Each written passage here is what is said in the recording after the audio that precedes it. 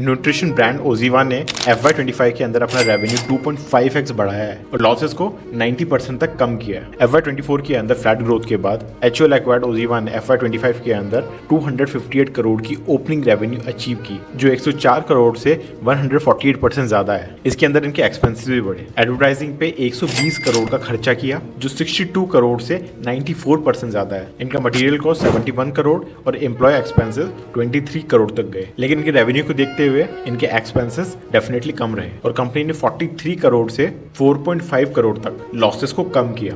ROCE 7.5% और EBITDA margin 1.21% रहा। Unit level के ऊपर ओजीवा हर 1 रुपए कमाने के लिए 1.04 खर्चा कर रहा है। HUL ने दिसंबर 2022 के अंदर ओजीवा में 51% स्टेक 264 करोड़ रुपए डाल के एक्वायर किया था और बाकी 49% स्टेक 3 साल बाद लेने का प्लान है। क्या आपने कभी ओजीवा के प्रोडक्ट्स यूज किए हैं?